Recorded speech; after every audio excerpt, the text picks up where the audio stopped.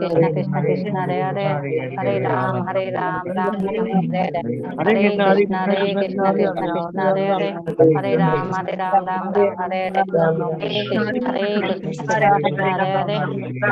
हरे राम राम राम हरे हरे, हरे कृष्ण कृष्ण कृष्ण हरे हरे, हरे राम राम राम हरे हरे, हरे कृष्ण कृष्ण कृष्ण हरे हरे, हरे राम राम हरे हरे, हरे कृष्ण कृष्ण हरे हरे, हरे राम राम हरे हरे, हरे कृष्ण कृष्ण हरे हरे, हरे राम राम हरे हरे, हरे कृष्ण कृष्ण हरे हरे, हरे राम राम हरे हरे, हरे कृष्ण कृष्ण हरे हरे, हरे राम राम हरे हरे, हरे कृष्ण कृष्ण हरे हरे, हरे राम राम हरे हरे, हरे कृष्ण कृष्ण हरे हरे,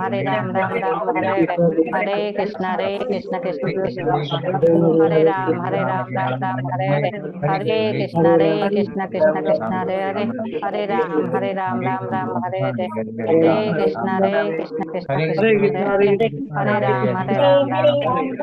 हरे कृष्ण हरे, हरे हरे राम कृष्ण राम हरे हरे, हरे कृष्ण कृष्ण हरे हरे, राम हरे हरे, हरे कृष्ण कृष्ण हरे हरे, हरे राम राम हरे हरे, हरे कृष्ण कृष्ण हरे हरे, हरे राम राम हरे हरे, हरे कृष्ण कृष्ण हरे हरे, हरे राम राम हरे हरे, हरे कृष्ण हरे हरे, हरे राम हरे कृष्ण हरे कृष्ण हरे, हरे राम हरे राम हरे राम कृष्ण राम कृष्ण हरे हरे, हरे राम हरे हरे कृष्ण हरे कृष्ण हरे हरे, हरे राम राम हरे हरे, हरे कृष्ण हरे हरे, दंडवत प्रणाम माता जी। हरे कृष्ण हरे कृष्ण माताजी। હા, સર્વ વૈષ્ણવોને સાદર પ્રણામ. ખૂબ ખૂબ હૃદયપૂર્વકનું સ્વાગત છે તમારું શ્રી શ્રી રાધા હરે ગોવિંદા કૃષ્ણ મંદિર માતાજી। ઇસ્કોન બેંગલુરુમાં. અત્યારે મારા બેકગ્રાઉન્ડમાં તમને કંઈ દેખાતું નહીં હોય, થોડીક વાર પછી હું વિડીયો ઓફ કરી દઈશ, ખાલી ઓડિયો રાખીશ કારણ કે પાવર કટ થયો છે. તો મારે બેટરીને પણ થોડુંક સાચવીને વાપરવાનું છે. આપણો ક્લાસ 1 કલાક સુધી ચાલી રહે એના માટે તો થોડું કદાચ મેં વિડીયો ઓફ કરીશ, બરાબર, કારણ કે વાઈફાઈ કનેક્શન જતું રહ્યું છે એટલે શું કહેવાય, નેટવર્કનો પણ થોડો ઇસ્યુ રહે એમ લાગે છે મને. પણ હું ટ્રાય કરું છું કે આપણું શું કહેવાય, જલ્દીથી બધાની પ્રાર્થના ભગવાન જલ્દી સાંભળી લે. તમે પણ બધા પ્રાર્થના કરો કે પાવર જલ્દી આવી જાય તો આગળ કશું થાય ના, પ્રોબ્લેમ ના આવે. ચાલો, તો જે લોકો મને જોવાઈ રહ્યા છે, કૃષ્ણ કૃપાલયા પ્રભુજી, પરેશ શાહ પ્રભુજી, દક્ષા માતાજી, हरे માલતી कृष्ण माता जी માતાજી, दंडवत प्रणाम। હરે हरे कृष्ण माता जी કૃષ્ણ, दंडवत प्रणाम માતાજી। बीना माताजी, जानकी माताजी, रीटा माताजी, हीना माताजी, सविता सोलंकी माताजी, सुलोचना शुक्ला माताजी, अंकिता चौधरी माताजी, शशु उद्देशी माताजी, ललित कुमार वेद प्रभुजी, લતા માતાજી, મોહન સિંહ બારિયા પ્રભુજી, અને જે લોકો વિડીયો ઓફ કરીને જોડાયા છે તે તમામનો ખૂબ ખૂબ હૃદયપૂર્વકનું સ્વાગત છે શ્રી શ્રી રાધા ગોવિંદા મંદિર ઇસ્કોન બેંગલુરુમાં. અને ધન્યવાદ કે તમે લોકો જપ યજ્ઞના અંદર જોડાયા અને આજની સેવા આપી કૃષ્ણ કૃપાલયા પ્રભુજી અને કોણ હતું માતાજી? માલતી મેવાડા માતાજી. હા, તો તમારા બંનેનો हरे ખૂબ कृष्ण ખૂબ माता जी ધન્યવાદ. दंडवत प्रणाम। હરે કૃષ્ણ પ્રભુજી. હરે કૃષ્ણ માતાજી, હરે કૃષ્ણ. ખૂબ સારી સેવા આપી તમે લોકોએ, શ્લોકા પઠન અને અનુવાદની. તો ચાલો આપણે આજે અધ્યાયની તરફ આપણે આગળ વધીએ. અધ્યાય 10 ની ચર્ચાઓ આપણે કરીશું. શ્રી શ્રી રાધા ગોવિંદજીના ચરણોમાં વંદન કરીને, શ્રીલ પ્રભુપાદજીના ચરણોમાં વંદન કરીને આપણે આગળ મંગલાચરણથી શરૂઆત કરીશું. ઓમ અજ્ઞાન, શ્રી શ્રી રાધા ગોવિંદ કી જય, શ્રી પ્રભુપાદ કી જય. ઓમ અજ્ઞાનતિમિરાન્ધસ્ય જ્ઞાનાંજનશલાકયા ચક્ષુરુન્મિલિतं येन तस्मै श्रीगुरुवे नमः. श्रीचैतन्यमनोभीष्टं स्थापितं येन भूतले स्वयं रूप कदा मह्यं ददाति स्वपदान्तिकं. वन्देऽहं श्रीगुरोः श्रीयुतापदकमलं श्रीगुरून् वैष्णवांश्च श्रीरूपं साग्रजातं सहगण रघुनाथान्वितं तं सजीवं साद्वैतं सावधूतं परिजनसहितं कृष्ण चैतन्य देवं श्रीराधा कृष्णपादान् सहगण ललिता श्रीविशाखान्वितांश्च. हे कृष्ण करुणा सिन्धो दीनबन्धो जगत्पते गोपेश गोपिका कान्त राधा कान्त नमो नमोस्तुते तप्त कांचन गौरांगी श्री राधे वृंदावनेश्वरी वृषभानुसुते देवी प्रणमामि हरिप्रिये वाञ्छाकल्पतरुभ्यश्च कृपा सिन्धुभ्य एव च पतितानां पावनेभ्यो वैष्णवेभ्यो नमो नमः नमः ॐ विष्णुपादाय कृष्णपृष्ठाय भूतले श्रीमते भक्तिवेदान्त स्वामिनीति नामिने नमस्ते सरस्वते देवे गौरवाणी प्रचारिणे निर्विशेष शून्यवादी पाश्चात्य देशतारिणे जय श्री कृष्ण चैतन्य प्रभु नित्यानंद श्री अद्वैत गदाधर श्रीवास आदि गौर भक्त वृंद हरे कृष्णा कृष्ण कृष्ण हरे हरे हरे हरे हरे राम हरे राम राम हरे राम राम हरे राम हरे हरे हरे कृष्णा हरे कृष्ण माता जी हरे प्रणाम। कृष्ण हरे कृष्णा सादर हरे प्रणाम कृष्ण आप माता सौનું। धन्यवाद। સાદર હરે પ્રણામ। કૃષ્ણ હરે કૃષ્ણ આપ સૌનું ફરીથી ખૂબ ખૂબ હૃદયપૂર્વકનું સ્વાગત છે શ્રી શ્રી રાધા हरे ગોવિંદ कृष्ण। ઇસ્કોન બેંગલુરુમાં। તો આપણે અત્યાર સુધી 1 થી 9 ચેપ્ટર જોઈ લીધા, બરાબર? એના અંદર સેમ ક્વેશ્ચન તમારા બધા માટે, તમારે મને પ્રશ્નનો જવાબ આપવાનો છે। 1 થી 9 ચેપ્ટરના નામ કોણ બોલશે? હેન્ડ રેઝ કરીને, હા, બાકી ઘણા બધા લોકોને આવડી ગયું છે હવે તો, એટલે હવે હેન્ડ રેઝ કરો। કોણ બોલશે 1 થી 9 ચેપ્ટર્સના નામ? એક હેન્ડ રેઝ થયો છે રીટા માતાજીનો। ઓકે, રીટા માતાજી તો કાલે પણ બોલ્યા હતા ને। છે બીજું કોઈ એમને શું કહે એમને કોઈ એમની સાથે મતલબ શું કહેવાય એને, એમને હરાવી શકે એવું છે? કોઈ કોમ્પિટિશનમાં આવી શકે એવું છે? હા, ચાલો રીટા માતાજી બોલો। હરે કૃષ્ણ। हरे कृष्ण माता जी। હરે કૃષ્ણ। कुरुक्षेत्रनी युद्ध भूमि पर सैन्य निरीक्षण पहलो, बीजो गीतानो सार, त्रीजो कर्मयोग, त्रीजो दिव्य ज्ञान, त्रीजो कर्मयोग, चौथो दिव्य ज्ञान, पांचमो कर्मयोग पण कृष्ण भावना युक्त कर्मयोग, छठो ध्यान योग, सातमो परमेश्वर ज्ञान, आठमो भगवत प्राप्ति, नवमो परम गृह्य ज्ञान। हरि बोल। हेलो, हरे कृष्ण। हाँ माताजी। हाँ माताजी, मैं काल थी 16 माळा चालू करी, काले मारे 16 माळा थई पूरी। हरि बोल, बिग बिग हरि बोल। हाँ 16 માળા ચાલુ કરી દીધી રીટા માતાજી। એકચ્યુઅલ રીટા માતાજી તમે પહેલી વાર ક્લાસ જોઈન કરો છો કે? हाँ, हम पहली बार पहला एक वखत करेला, बहुत टाइम पहला हाँ, જ્યારે અનિતા માતાજી જોઈન થયા હતા ને ત્યારે કરેલા, હરી એટલે પછી સર્ટિફિકેટ ને એ બધું કંઈક નહોતું મળતું, એટલે પછી મેં આ ફરીથી ચાલુ કર્યું। હા, રીટા માતાજી અત્યારે અમે લોકો દ્વારકા સોમનાથની યાત્રામાં ગયા ને, ત્યાં આગાડી આવ્યા હતા એમના ફેમિલી સાથે। એકચ્યુઅલમાં અનિતા માતાજી છે ને જે મોર્નિંગમાં ક્લાસ લે છે ને, એમના બેન છે, તો ડ્રામામાં ને એના અંદર પણ પાર્ટિસિપેટ કર્યું, ખૂબ સારી સેવાઓ આપી।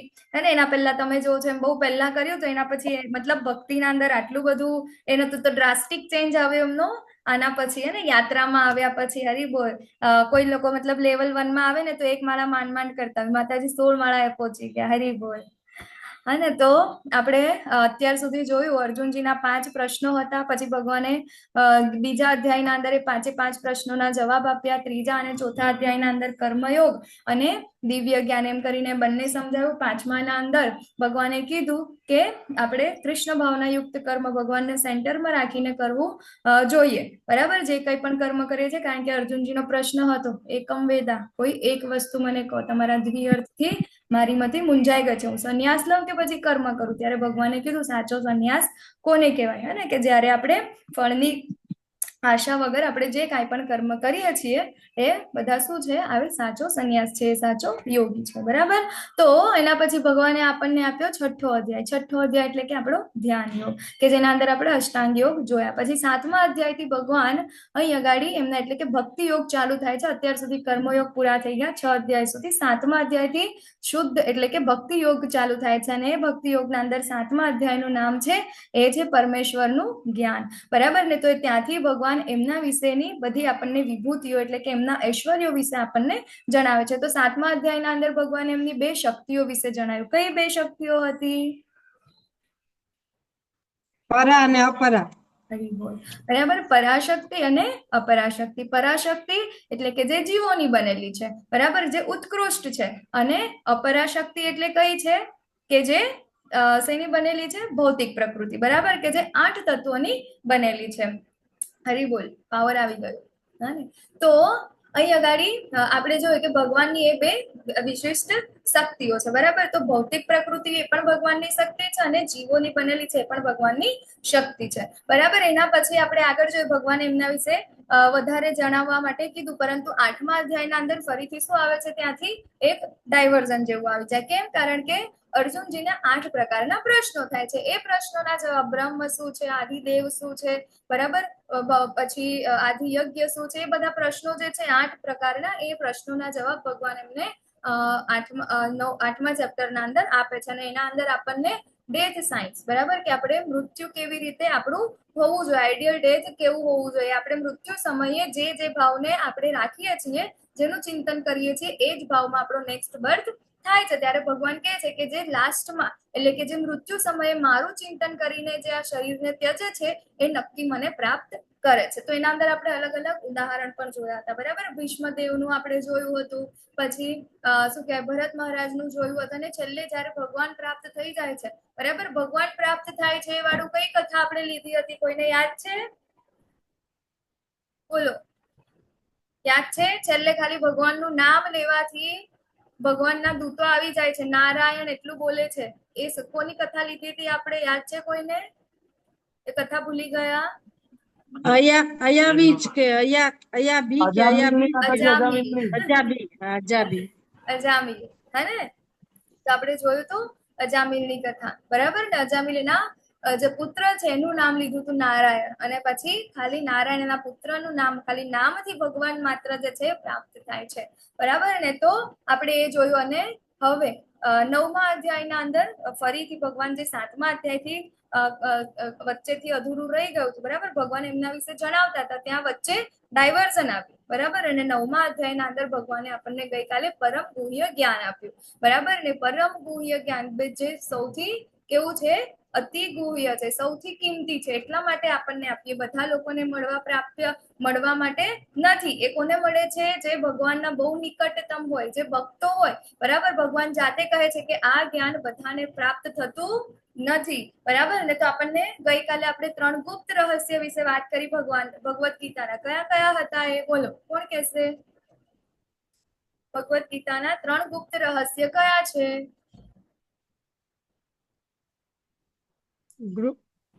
ગુહ્ય, ગુહ્યતર અને ગુહ્યતમ, બરાબર. ગુહ્ય, ગુહ્યતર અને ગુહ્યતમ, બરાબર. રીટા માતાજીએ હેન્ડ રેઝ કર્યો તો પણ આન્સર આવી ગયો, બરાબર. ગુહ્ય એટલે કે હું કોણ છું? હું કોણ છું? તો આત્મા છું. અને ગુહ્યતર એટલે ભગવાન કોણ છે? તો પૂર્ણ પુરુષોત્તમ પરમેશ્વર છે. અને ગુહ્યતમ એટલે કે આપણો ભગવાન સાથેનો સંબંધ શું છે? તો ગઈકાલે આપણને ભગવાને આપણનો ભગવાન સાથેનો સંબંધ કીધો. ભગવાને કહે છે કે હું પિતા છું, હું માતા છું, હું દાતા છું, અને પિતામાં પણ હું જ છું. બધું જ વસ્તુ મારામાંથી ઉદ્ભવ થાય છે. ઇવન આ ભૌતિક પ્રકૃતિ છે એ પણ શું કરે છે? ભગવાનના નિયંત્રણના અંદર જ શું કરે છે?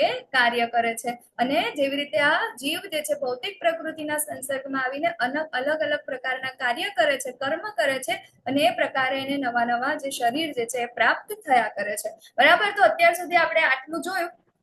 અને છેલ્લે ભગવાને આપણને કીધું હતું મન્મના ભવ મદ્ભક્તો મધ્યાજી મામ નમસ્કુરુ. ભગવાને કીધું હતું કે એટલા માટે તારે શું કરવું જોઈએ? મને નમસ્કાર કર, મારી ભક્તિ કર, મારી સેવા કર, બરાબર ને. તો આપણને ગઈકાલે છેલ્લે આવું કીધું. હવે 10મું ચેપ્ટર છે એ શું છે? એ જ 7મું 9મું અને 10મું એ શું છે કન્ટિન્યુએશન. ભગવાન અહીંયા આગળ એમની વિભૂતિઓ વિશે આપણને જણાવી રહ્યા છે. જેવી રીતે આપણે 7મા અધ્યાયના અંદર જોયું હતું કે ભગવાન એમના ઐશ્વર્યો વિશે અથવા તો એમની શક્તિઓ વિશે શા માટે કહે છે, તો આપણને ખબર છે કે આપણને ભગવાનની સાથે પ્રેમ થાય. આપણો અલ્ટિમેટ ધ્યેય શું છે? ભગવાનનો પ્રેમ પ્રાપ્ત કરવાનો. બરાબર. તો જો આપણે કોઈ વ્યક્તિને પ્રેમ કરવો હોય તો એના માટે જાણવું આપણા માટે અતિ આવશ્યક છે.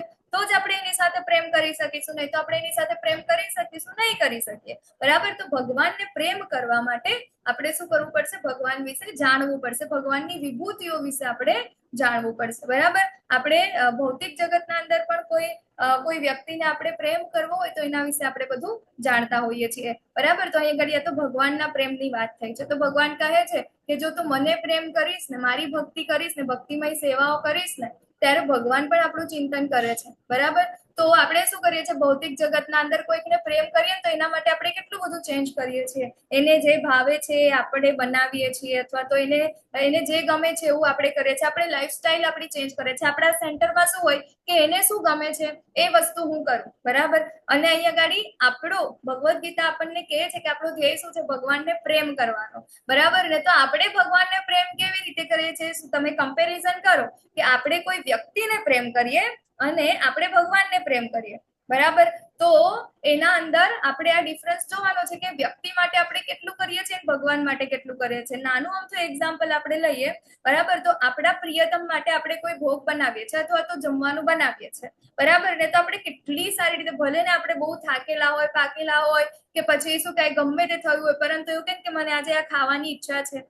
બરાબર ને. તો આપણે કેટલું કઈ પણ કામ છોડીને કેટલા સારા ભાવથી આપણે એના માટે બનાવીશું એટલા વ્યંજનો જે એને ભાવે છે. બરાબર. પરંતુ આપણને એકાદશીના દિવસે હોય કે કોઈકના ત્યાં લગ્નમાં જવાનું હોય, ક્યાંક બહારે જવાનું હોય, એ વખતે આપણા ઘરમાં જે ઠાકોરજી બેઠા છે તો બિચારા ભૂખ્યા ને ભૂખ્યા એમને બેસી રહ્યા. પેલું શું કે ડ્રાયફ્રૂટ નો ડબ્બો ત્યાં મૂકેલો હોય, પાણી મૂકેલું હોય. કીધું ને કે મન તો પત્રમ પુષ્પમ ફલમ તોયમ, એ તો ચાલશે. તો હા, ભગવાનને પાણી ચાલશે. અમે ભૂખ્યા તો ભગવાનને પણ ઉપવાસ. બરાબર. અમારે ઉપવાસ તો એમને પણ ઉપવાસ. એવું આપણે કરીએ છીએ ને. એ શું છે?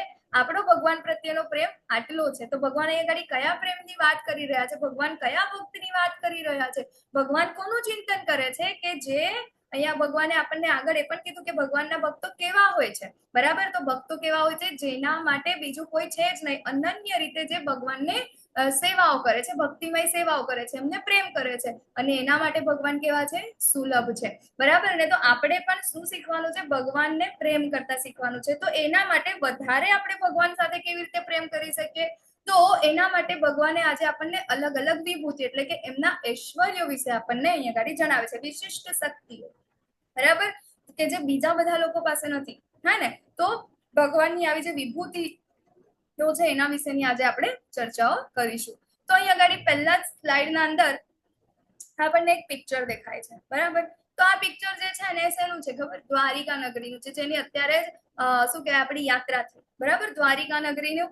તો અત્યારે જે દ્વારિકા નગરી છે ને એ તો શું કહેવાય સમુદ્રના અંદર છે. બરાબર ને. એ તો મતલબ બીજી છે. પરંતુ આ જે ઓરિજિનલ જે ભગવાન હતા એ વખતની જે દ્વારિકા નગરી છે, એ દ્વારિકા નગરીનું ઐશ્વર્ય એટલું બધું હતું કે જે સ્વર્ગ જે છે ને, સ્વર્ગના અંદર જેટલું ઐશ્વર્ય છે ને કે જ્યાં આગળ જવા માટે લોકો લાલાહિત છે, જ્યાં જવા માટે લોકો એટલા પુણ્ય કર્મો કરે છે, ભેગા કરે છે, હે ને. તો એ ક્યાં જવા માટે? સ્વર્ગમાં જવા માટે. પરંતુ ભગવાનની આ દ્વારિકા નગરી સ્વર્ગને પણ નીચું દેખાડે ને એટલું ઐશ્વર્ય ભગવાનની આ દ્વારિકા નગરીના અંદર હતી. દરેક પથ્થર કેવો હતો? ચિંતામણી હતો. બરાબર. બધી જ વસ્તુ કે શેની બનેલી હતી? તો સોનાની, અલગ અલગ શું કહેવાય પેલા ડાયમંડ ને એ બધાની બધી અલગ અલગ બધી વસ્તુ, આખા મહેલો ને મહેલો એનાથી બનેલા હતા. બરાબર. ભગવાનની કેટલી રાણીઓ હતી? કૃષ્ણ ભગવાનની કેટલી રાણીઓ હતી? કોઈને ખબર છે કે નથી ખબર? 16,000. હા, 16,108. 16,108. બરાબર. ભગવાનની 16,108 રાણી હતી. 16,108 રાણીના અલગ અલગ મહેલ હતા. બરાબર. એ દરેક મહેલ કેવા હતા? હીરા જડિત, રત્ન જડિત એવા હતા. ખૂબ સુંદર, ખૂબ વિશાળ. બરાબર. દરેક મહેલના અંદર જેટલી રાણીઓ હતી એટલા જ કૃષ્ણ હતા, બધાના પોતપોતાના. આ બધું આપણને ક્યાંથી ખબર પડે? તો આ નારદ મુનિ જો ઉપરથી આવે છે, બરાબર. નારદ મુનિને ક્યાંય પણ જવા માટે છે ને ટિકિટની જરૂર નહીં પડતી. એ કઈ પણ જગ્યાએ વિધાઉટ વિઝા, વિધાઉટ પાસપોર્ટ ક્યાંય પણ જઈ શકે છે. ભગવાનના પરમ ભક્ત છે, બરાબર. પરંતુ આપણે જે મૂવીઝના અંદર, બોલિવૂડના અંદર એ બધામાં જોઈને આપણે નારદ મુનિનું કેવી મશ્કરી ઉડાવીએ છીએ કે નારદ મુનિ તો એટલે અહીંનું અહીં કરેગા. નહીં, નારદ મુનિ તો આપણા ગુરુ પરંપરામાંના એક ગુરુ છે, બરાબર. કે જેને ધ્રુવ મહારાજને પણ ઓમ નમો ભગવતે વાસુદેવાયનો એમને શું કહેવાય મંત્ર આપ્યો અને એના દ્વારા એમને ભગવત પ્રાપ્તિ થાય. 4 કુમારો છે, 4 કુમારોને પણ શું કહેવાય ભગવત પ્રાપ્તિ માટે, ભગવાનની સંન્યાસી બનાવવા માટે કોનો રોલ હતો વચ્ચે? નારદ મુનિનો હતો, બરાબર ને. તો આવા હરિયાક્ષ અને બહુલાશ છો, બરાબર. એ કોના જે દક્ષ પ્રજાપતિના પુત્ર હતા એના અંદર પણ એ ત્યાં લઈ જવા માટે કોનો હાથ હતો? નારદ મુનિનો, બરાબર. તો નારદ મુનિ એ બહુ મોટા, બહુ મહાન ગુરુ છે. ઇવન વેદ વ્યાસ જે છે એમના ગુરુ પણ કોણ છે? એ પણ નારદ મુનિ છે. તો એટલીસ્ટ આપણને ભગવદ્ ગીતા સમજ્યા પછી એટલી વસ્તુ તો ખબર હોવી જોઈએ કે નારદ મુનિને આપણે મસ્તી તો ના જ કરાય, બરાબર. એન્ડ ઇવન આપણી સામે કોઈ કરતું હોય, આપણા ઘરમાં બધા લોકો તો ક્લાસ નથી અટેન્ડ કરતા, બધા વિશે, બધાને આમના વિશે ના ખબર હોય, પણ આપણે સનાતની છે, આપણે હિન્દુ છે, એટલીસ્ટ આપણા હિન્દુ ધર્મના અંદર જેટલા જે કાંઈ પણ છે, બરાબર, જેટલા ગુરુ છે, જેટલા દેવી દેવતાઓ છે, જેટલા ભગવાન છે, એ બધાની મશ્કરીઓ, એના વિશેનું જે ખોટું નોલેજ છે એ જો આપણે જાણતા હોય સાચું, તો જે ગરીબ ફેલાવતા હોય ને ખોટું, તો આપણે એને રોકવા જોઈએ કે આવું નથી, પરંતુ આવું હોય. નહીં તો શું થઈ જાય છે? અત્યારે જ હતી ને કાશ્મીર ફાઇલ્સ નામની એક શું કહેવાય, કાશ્મીર ફાઇલ્સ જ હતી કે નહીં? કાશ્મીર ફાઇલ્સ નહીં, કોઈક શું કહેવાય, કોઈક સારી એવી મૂવી હતી સાઉથના અંદર, હે? તો કેરલા ફાઇલ્સ કે શું હતું ખબર નહીં. એના અંદર કહેતા હતા ને કે તમારા હિન્દુ ધર્મના દેવી દેવતાઓ તો કેવા છે, રામ કેવા છે કે પોતાની પત્નીને ના બચાવી શક્યા, એના માટે એને વાંદરાઓની જરૂર પડી પત્નીને બચાવવા માટે. તો મોટા ભગવાન હોય તો જાતે બચાવી શકતા. અને તમારા શ્રી કૃષ્ણ તો કેવા છે, જે આટલી બધી રાણીઓને સાથે રાખે છે, કેવા કેરેક્ટર વાળા છે. ત્યારે આપણા હિન્દુ ધર્મની છોકરીઓ છે કશું નથી બોલી શકતી, બરાબર. કેમ? કારણ કે એ લોકોને યોગ્ય જ્ઞાન જ નથી એમની પાસે. તો આપણી પાસે પણ આવું જ છે, આપણી પાસે યોગ્ય જ્ઞાન નથી, એટલા માટે ત્યાં આગળ આપણે ચૂપ રહીએ છીએ. તો આપણને આ નોલેજ હોવું ખૂબ જરૂરી છે, બરાબર. તો નારદ મુનિ ત્યાં આગળ આવે છે અને એ દ્વારિકા નગરીના અંદર જાય છે, તો જોવે છે તો ભાઈ શ્રી કૃષ્ણ તો એક જગ્યાએ બહાર બગીચાના અંદર એમના બાળકો સાથે રમી રહ્યા છે. એક બાજુ એક મહેલમાં જાય છે તો એક પત્ની સાથે ખૂબ સરસ વાતો કરી રહ્યા છે, બીજી બાજુ જાય છે તો એ નાસ્તો કરી રહ્યા છે, બીજી બાજુ જાય છે તો ત્યાં આગળ નૃત્ય કરી રહ્યા છે. તો બધી જ જગ્યાએ એક જ સમયે, બધી જ જગ્યાએ બધાના પોતપોતાના પર્સનલ શ્રી કૃષ્ણ હતા, બરાબર. એક જ સમયે બધી શું કહેવાય અલગ અલગ કાર્ય કરતા હતા. તો આ શું છે? ભગવાનની આ શું કહેવાય ઐશ્વર્ય છે, બરાબર. ભગવાનની શક્તિ છે. એ આપણા જેવા નથી. આપણે જો કોઈ એવું માનીએ કે આપણે પણ કૃષ્ણ બનવું છે ને આપણે પણ ચલો 16,000 નહીં, પરંતુ ખાલી 2 પત્નીઓ રાખે, 4 પત્નીઓ રાખે, 16 પત્નીઓ રાખે, આપણા તો પોસિબલ શું કે આપણી પોસિબિલિટીની પહેલી પાર છે, બરાબર. તો આપણે ક્યારે ભગવાનની સરખામણી ના કરી શકીએ ને. આ બધી સમજવા માટે આપણે આપણી નોલેજ જે છે, આપણી ઇન્દ્રિયો છે, કેવી છે? બહુ નાની છે. આપણે એ બધું સમજી શકતા નથી.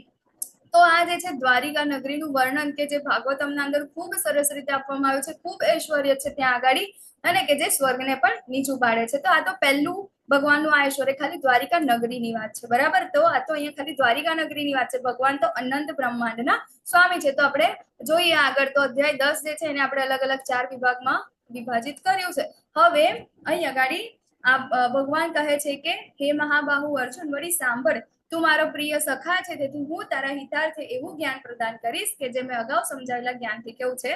શ્રેષ્ઠ છે. અત્યાર સુધી આપણે ભગવાન વિશે જે કાંઈ પણ સાંભળ્યું, ભગવાનની શક્તિઓ છે, આજે બધું કેવું છે? અચિંત્ય છે, આપણે એને વિચારી ના શકીએ ને, બરાબર. તો ભગવાન અહીંયા આગળ ભૌતિક દ્રષ્ટિએ એમનું ઐશ્વર્ય કયું કયું છે આપણને અહીંયા આગળ કહેશે, બરાબર. અને છેલ્લે આપણને એવું પણ કહેશે કે આ તો જસ્ટ મારું સ્ફુલ્લિંગ માત્ર છે, એને ક્યાં કઈ જ નથી, એક તણખલા જેટલું છે. આજે મેં તને કીધું ને, બહુ બધું વર્ણન કરશે. એના પછી એવું કહેશે આ તો તણખલું છે, આ તો કઈ જ નથી, બરાબર ને. તો અહીંયા આગળ ભગવાન આપણને એમના ઐશ્વર્યો વિશે અહીંયા આગળ કહે છે. તો આ એક પિક્ચર છે, એના અંદર આપણે શું જોઈ રહ્યા છે? તો ભગવાન શ્રી કૃષ્ણ જે છે, બરાબર, તો એક લીલા છે. આપણને ખબર છે યુદ્ધ પહેલાની, મહાભારતનું જે યુદ્ધ થયું હતું ને એના પહેલાની શું થયું હતું? તો મહાભારતના યુદ્ધના અંદર એવો શરત મૂકી હતી, બરાબર, કે જે કૃષ્ણ અને બલરામ જે છે ને, તો એ લોકો યુદ્ધના અંદર શું કહેવાય એવી રીતે એક્ટિવલી પાર્ટિસિપેટ કરી શકશે નહીં. તો બલરામજી હતા એ તો પહેલેથી જ જતા રહ્યા. તો કેમ પાર્ટિસિપેટ નહીં કરે? કારણ કે કૌરવો અને પાંડવો એ બંને બાજુ બધાના સગા છે, બરાબર ને. જે દુર્યોધન છે જે આપણા બલરામ છે એના શિષ્ય હતા, બરાબર ને. બધું યુદ્ધ વિદ્યા ને બધું ત્યાં આગળ એને શીખ્યું હતું, જે ગદા ને એવું બધું છે, બરાબર. તો એ ત્યાં આગળ પણ નથી કરી શકતા. અને અર્જુનજી એ લોકો બી છે. તો આ બંને બાજુ કે આપણા સગા છે, બંને બાજુ આપણે કોઈ એક બાજુ આપણે કરીશું તો પક્ષપાત થશે ને. એટલા માટે એ તો પહેલેથી જતા રહે છે. ત્યારે કૃષ્ણ કે છે કઈ વાંધો નહીં, તમે જતા રહો, પરંતુ હું તો મારા ભક્તોને છોડીને ના જાઉં. એટલે શું કે છે, ભલે હું ત્યાં રહીશ પણ કેવું રહીશ, હું નિશસ્ત્ર રહીશ, હું એક પણ શસ્ત્રને ઉપાડીશ નહીં, બરાબર ને. ત્યારે આ વાત પાંડવોને અને શું કહેવાય કૌરવોને ખબર પડે છે અને કહે છે કે ભાઈ તમારે અમારી જે સહાયતા જોઈએ ને એના અંદર બે ઓપ્શન છે, બરાબર. શું ઓપ્શન છે? કે જે પહેલો આવી જશે ને, અથવા તો શું કહે છે, પહેલો આવશે ને જે મને માંગશે હું આપીશ. શું બે વસ્તુ માંગવાની છે? બે ઓપ્શન કયા છે? તો એકની પાસે મારી અક્ષૌહિણી સેના છે અને બીજું છે કે એકની પાસે હું છું કે જે કેવું છે, નિશસ્ત્ર છું, બરાબર. જે પહેલા આવીને જે માંગશે હું એને આપી દઈશ, બરાબર ને. તો અહીંયા ગાડી દુર્યોધન છે એને શેની ઈચ્છા હશે? બોલો તમે મને કહો. દુર્યોધન ને શેની ઈચ્છા હશે? એ શું લેવા માટે ગયો હશે? એના મનમાં શું વિચારતો હશે?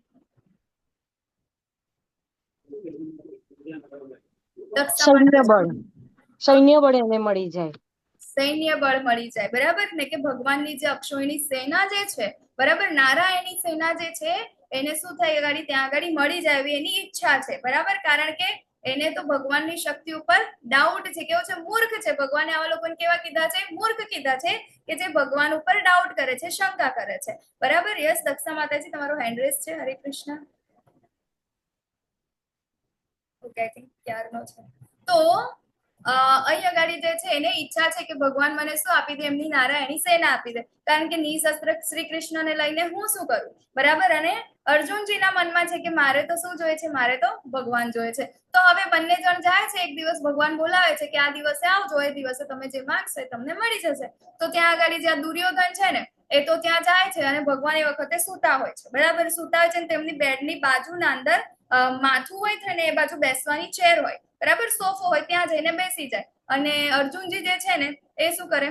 એટલે ત્યાં આગળ દુર્યોધન છે ને તો પહેલા જ કે હાસ ચલો હું પહેલા આવી ગયો, એટલે કે હવે જે હું માંગીશ ને ભગવાન પહેલા મને જોશે ને મને મળી જશે, બરાબર. અહીંયા આગળ અર્જુનજી એના પછી આવે છે. તેમ છતાં અર્જુનજી શું કરે છે?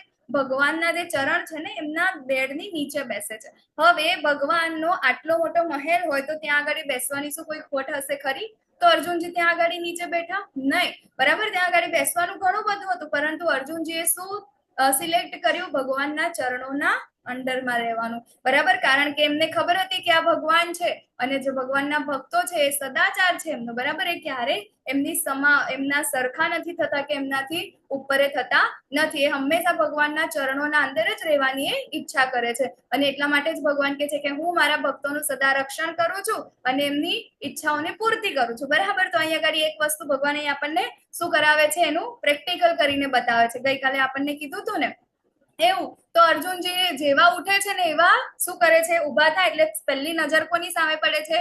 અર્જુનજી ઉપર. આપણે જયારે સૂતા હોય ને ઉભા થઈએ તો પહેલી આપણી નજર કઈ પગ બાજુ પડે કે અહીંયા માથા બાજુ પડે? અત્યારની વાત અલગ છે કે આપણે બધા મોબાઈલ વાપરીએ છીએ તો સવાર પડે એટલે પહેલા મોબાઈલ જોઈએ, બરાબર. તો પગ બાજુ નજર નથી જતી, આપણી બેડમાં જાય અને બાજુમાં મોબાઈલ હોય એ જોઈએ છે, બરાબર. એટલે આમ બંધ કરવું પડે, આપણે પાછું સુઈ જવું પડે.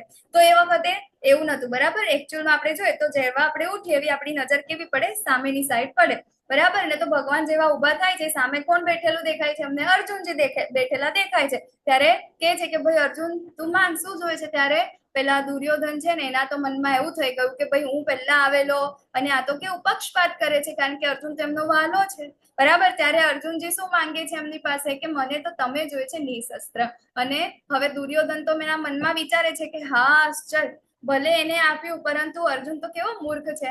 નારાયણી સેના છોડીને પહેલું એને શું કહેવાય ચાન્સ મળ્યો તો પણ એને ભગવાન મતલબ કે કૃષ્ણને માંગી લીધા, એ પણ કેવા નિશસ્ત્ર, હે ને. તો ત્યાં આગળ દુર્યોધન છે મનમાં ને મનમાં એવું ખુશ થાય છે, પરંતુ ઉપરથી તો એવું બતાવે છે કે જાણે હું નાખુશ થઉં છું કે તમે મને જો પહેલા પૂછ્યું હતું તો હું પણ એવું જ કહેતો કે મને તમે જોઈએ છે, પણ હવે તમે મારી પાસે તો કોઈ ઓપ્શન જ નહીં રહ્યો, બરાબર ને. એ શું છે એની પેલું ક્યાં પોલિટિકલ નેચર એનું, બરાબર ને, ઉપરથી શું હોય, અંદરથી શું હોય, બરાબર. તો આવી જ રીતે ભગવાન બધાની જ ઈચ્છાઓનું શું કરે છે, પૂર્તિ કરે છે. તો અહીંયા ગાડી જે પેલો દુર્યોધન છે એની ઈચ્છા શું હતી, મને નારાયણી સેના મળે, અને અર્જુનજીની ઈચ્છા શું હતી, ભગવાન મળે, બરાબર ને. તો અહીંયા ગાડી ભગવાન શું કરે છે, બધાની ઈચ્છાઓને પૂર્ણ કરે છે, બરાબર. તો હવે ભગવાન અહીંયા ગાડી કહે છે કે આનાથી પણ શ્રેષ્ઠ, બરાબર, બધું આપણને હવે કહેશે. તો મારી ઉત્પત્તિ કે ઐશ્વર્યને ન તો દેવગણ જાણે છે અને ન તો મહર્ષિઓ જાણે છે, કારણ કે હું જ સર્વથા દેવો તથા મહર્ષિઓનો સ્ત્રોત છું. અર્જુનજી આપણને અહીંયા એ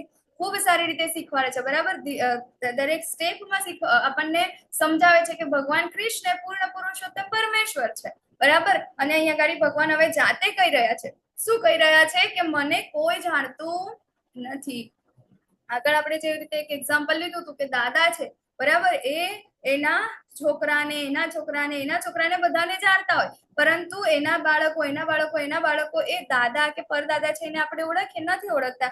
ઇવન આપણે આપણી આગળની પેઢીમાં જોઈએ, બરાબર, 4th, 5th, 7th પેઢીમાં જોઈએ તો આપણે એ લોકોને ઓળખીએ છીએ, ઇવન આપણે નામ પણ નથી જાણતા, બરાબર ને. તો અહીંયા ગાડી ભગવાન કહી રહ્યા છે કે જે શું કહે, હું આ બધાને જાણું છું. કેમ? કારણ કે ભગવાન જ બધાના શું છે, ઉત્પત્તિ સ્થાન છે. ઇવન દેવતાઓ, બરાબર, દેવી દેવતા એ બધા જ શું છે, ભગવાનની શક્તિના અંડરમાં, ભગવાનની ઈચ્છાથી એ લોકો શું કરી રહ્યા છે, ત્યાં આગળ કાર્ય કરી રહ્યા છે. તો મનુષ્યોમાં માત્ર તે જ મોહ રહિત અને સમસ્ત પાપોથી મુક્ત હોય છે, જે મને અજન્મા, અનાદિ તથા સર્વ ગ્રહ મંડળોના સ્વામી તરીકે જાણે છે, બરાબર. તો આપણે જો મોહ રહિત થવું હોય, એટલે કે ભૌતિક પ્રકૃતિથી ઉપર ઉઠવું હોય, બરાબર, ભગવાન વિશેને શું કહેવાય, આપણને પૂર્ણ તત્વતઃ આપણે ભગવાનને જાણવા હોય, બરાબર, પાપોથી મુક્ત થવું હોય, તો આપણી પાસે ખાલી એક જ ઓપ્શન છે. એ શું છે કે આપણે ભગવાનને પૂર્ણ શરણાગત થવું જોઈએ. કેવી રીતે? તો એમને જ પૂર્ણ પુરુષોત્તમ પરમેશ્વર તરીકે માનીને. તો આ ફોટાના અંદર આપણને દેખાય છે કે ભગવાન શ્રી કૃષ્ણ જે છે, બરાબર, અહીંયા ગાડી દેવકીજીના ત્યાં આગળ જયારે હવે ભગવાનનો પ્રાકટ્ય થવાનું હોય છે ને, ત્યારે આ બધા જ દેવી દેવતાઓ જે છે ને એ ત્યાં આગળ શું કરવા આવે છે, ભગવાનની પ્રાર્થનાઓ કરવામાં આવે છે, બરાબર. બધા જેટલા બી દેખાય છે, આગળ શિવજી દેખાય છે, વિષ્ણુ દેખાય છે, બરાબર, અલગ અલગ બધા દેવી દેવતાઓ, ઋષિ મુનિઓ બધા જે છે શું કરે છે, અહીંયા આગળ પ્રાર્થનાઓ કરે છે ભગવાનને વધાવવા માટેની, બરાબર. તો અહીંયા આગળથી એ વસ્તુ આપણને એ પ્રૂફ થાય છે કે પૂર્ણ પુરુષોત્તમ પરમેશ્વર ભગવાન કૃષ્ણ એ કેવા છે, અનાદિ છે, અજન્મા છે, અને એ જ ભગવાન છે. તો અહીંયા આગળ હવે આપણી ઉત્પત્તિની વાત કરવામાં આવી છે, બરાબર. કે આપણી ઉત્પત્તિ શેમાંથી થઈ? વાંદરાઓમાંથી. આપણા પૂર્વજો કોણ? વાંદરાઓ છે? નહીં, બરાબર. અહીંયા આગળ આપણી ઉત્પત્તિ શેમાંથી થઈ? તો ભગવાન અહીંયા આગળ આપણને કહે છે કે ભૌતિક જગતના અંદર જયારે આવે છે, આપણે ગોલોક ચાર્ટના અંદર જેવી રીતે જોયું હતું ત્યારે, બરાબર. તો ભગવાન જયારે બ્રહ્માંડના અંદર, મહાવિષ્ણુના અંદરથી શું થાય છે, બ્રહ્માંડનું નિર્માણ થાય. એ બ્રહ્માંડના અંદર ભગવાન ગર્ભોદક્ષાય વિષ્ણુ તરીકે આવે, અને એ ગર્ભોદક્ષાય વિષ્ણુ નાભી કમળમાંથી કોણ આવે છે? બ્રહ્માજી આવે છે. એ બ્રહ્માજીને ભગવાન શું આપે છે, ત્યાં આગળ તપ 1000 વર્ષ સુધી એ શું કરે છે, ત્યાં આગળ ધ્યાન કરે છે. ત્યારે ભગવાન એમને આ બધું જ્ઞાન આપે છે, બધી વેદોની રચના કરે છે, અને જેટલી પણ આખી જે ભૌતિક સૃષ્ટિ છે, બરાબર, એનું સર્જન કરવાનું ત્યાં આગળ ભગવાન એમને શું કરે છે, જ્ઞાન આપે છે. તો એમને એટલા માટે એને શું કહે છે, હિરણ્ય ગર્ભ કહેવાય છે, બરાબર. જે આપણા જે શું કહેવાય, બ્રહ્માજી છે એમને, બરાબર ને, એમને હિરણ્ય ગર્ભ તરીકે ઓળખવામાં આવે છે, હે ને. તો એ જે છે એમની પાસે જવાબદારી હતી આ સૃષ્ટિનું સર્જન કરવા માટે. એટલા માટે એમના 4 પુત્રો હતા, સનક, સનાતન, સનંદન અને સનત કુમાર, બરાબર ને. આ 4 કુમાર અને એના પછી જે આ 7 ઋષિ છે, બરાબર. આમ કરીને આ બધા જે છે એ લોકોમાંથી પ્રજાપતિઓ આવે છે, બધા ટોટલ 25 પ્રકારના પ્રજાપતિઓ આવે છે, બરાબર. રુદ્ર આવે છે. બધું જ સર્જન શેમાંથી થાય છે? એ બ્રહ્માજીમાંથી થાય છે, અને આગળથી બધી જ પેઢીઓ જે છે આગળ વધતી જાય છે. તો આપણી ઉત્પત્તિ પણ ક્યાંથી થાય છે? ત્યાંથી થાય છે. તો આપણે થયા ને ભગવાનના અંશ, કારણ કે બ્રહ્માજી શેમાંથી આવે છે? ભગવાનના નાભી કમળમાંથી, અને એના અંદરથી બરાબર 4 કુમારો, 7 ઋષિઓ, એ બધા જે આવે છે એના અંદરથી આપણી ઉત્પત્તિ અહીંયા ગાડી થાય છે, હે ને. તો અને એમ છતાં બધાના દરેક હૃદયના અંદર ભગવાન કેવી રીતે પોતે પરમાત્મા તરીકે પણ વાસ કરે છે. તો અહીંયા ગાડી કહે છે કે સપ્તર્ષિ તથા તેમની પૂર્વે 4 અન્ય મહર્ષિ તેમજ બધા મનુઓ, એટલે કે માનવ જાતિના પૂર્વજો જે છે આપણા, બરાબર, એ મારા મનથી ઉત્પન્ન થયેલા છે, અને વિભિન્ન લોકમાં નિવાસ કરનારા સર્વ જીવો તેમનામાં આવે છે. એટલે આપણે બધા જ એના અંદર આવીએ છીએ. તો અહીંયા ગાડી એક પ્રશ્ન છે કે જો કોઈ ભગવાનના પવિત્ર નામોનો જપ કરી શકે તો પછી કૃષ્ણનો મહિમા જાણવાની શું જરૂર છે, ભગવાનની આટલી વિભૂતિઓ જાણવાની શું જરૂર છે? તો આના વિશેનું ડિસ્કશન આપણે પહેલા જ કર્યું કે આપણને ભગવાન સાથે પ્રેમ થઈ શકે, બરાબર, અલ્ટિમેટ ગોલ જે છે આપણો એને પ્રાપ્ત કરી શકીએ, બરાબર ને. તો જે મનુષ્ય મારા ઐશ્વર્ય તથા યોગ વિશે ખરેખર દ્રઢ વિશ્વાસ ધરાવે છે તે મારી અનન્ય ભક્તિમાં સંલગ્ન થાય છે, આ વિશે લેશ માત્ર પણ શંકા નથી, બરાબર. તો જે ભક્ત હોય છે એને કે ભગવાનના ઐશ્વર્ય અને યોગ વિશે ખરેખર દ્રઢ વિશ્વાસ એટલે કે ભગવાનના અંદર શું કરે છે, વિશ્વાસ ધરાવે છે, શરણાગત થાય છે, અનન્ય ભક્તિમાં સંલગ્ન થાય છે, બરાબર. અહીંયા ગાડી કહે છે કે અનન્ય ને કે અનન્ય અવિકલ્પેન, બરાબર. અહીંયા ગાડી છે અનન્ય અવિકલ્પેન અને અવ્યભિચારીન એટલે કે ખાલી માત્ર ને માત્ર ભગવાન કૃષ્ણ, એના સિવાય બીજું કોઈ નહીં. તો આપણને કેવી રીતે ખબર પડે કે કોઈ પરિવારના અંદર આપણે છે, બરાબર. એ પરિવારના અંદર માતાજી અને પ્રભુજી મતલબ કે એક પતિ છે અને એક પત્ની છે, બરાબર. તો એ પત્ની છે એનો એક પતિ છે પરિવારના અંદર. પરિવારના સભ્યો કેટલા છે? 10 છે, બરાબર. એના બાળકો, એના સાસુ સસરા ને બધા છે, પરંતુ એ બધાના અંદર એ માતાજી જે પત્ની છે એનો પતિ કોણ છે? એ બધા શું એના પતિ છે? નહીં, એનો પતિ તો માત્ર એક જ છે, બરાબર. તો એવી જ રીતે અને બીજા બધા છે બધાની એને સેવા કરવાની છે, બધા પાસે મતલબ કર્તવ્ય છે, એને કાર્ય કરવાના છે, પરંતુ એનો પતિ કેવો છે? એક જ છે માત્ર. તો એવી જ રીતે અહીંયા ગાડી આપણે જે ભૌતિક જગતના અંદર આપણે જેટલા પણ જીવો છે એ બધાના માત્ર ને માત્ર એક જ પતિ છે, અનન્ય, બીજું કોઈ જ નહીં, ન અન્ય, બીજું કોઈ નહીં, માત્ર ને માત્ર ભગવાન, બરાબર. એના સિવાય બીજું કોઈ નહીં. બીજા જે કાંઈ પણ છે એ લોકોને આપણે બહાર નથી કાઢી મૂકવાના કે ના ભાઈ અમે એમને નમસ્કાર નહીં કરીએ, અમે એમના મંદિરે નહીં જઈએ, અમે એ લોકોને જોઈશું નહીં, એવું બધું નથી કરવાનું, બરાબર. કારણ કે એ બધાને આપણે સારું નહીં રાખીએ તો આપણા પતિ જે છે હે ને એ સારું રાખશે આપણને. આપણે શું કરીએ છીએ? એમને પ્રેમ કરીએ છીએ ને, પતિને, બરાબર. પતિ પત્નીને પ્રેમ કરે છે, પતિ પણ પત્નીને પ્રેમ કરે છે. કેમ? કારણ કે પત્ની એના આખા પરિવારનું ધ્યાન રાખે છે ને, બરાબર. જો આપણે એ નહીં રાખીશું તો પતિનો પ્રેમ આપણને પ્રાપ્ત થશે નહીં, થાય ને. તો એવી જ રીતે અહીંયા ગાડી કહે છે કે ન અન્ય, માત્ર ને માત્ર ભગવાનના જે શું કહેવાય ભગવાનના અંદર ભક્તિમાં સંલગ્ન છે, પોતાના પતિ પ્રત્યે કેવી છે? નિષ્ઠા છે. અને તો આપણે ભલે કોઈ પણ બીજા લોકોને જોઈએ કે બીજા મંદિરો જોઈએ કે કઈ પણ જગ્યાએ, બરાબર, ભગવાન મનના અંદર ચિંતન શું છે કે મારા પતિ એક છે.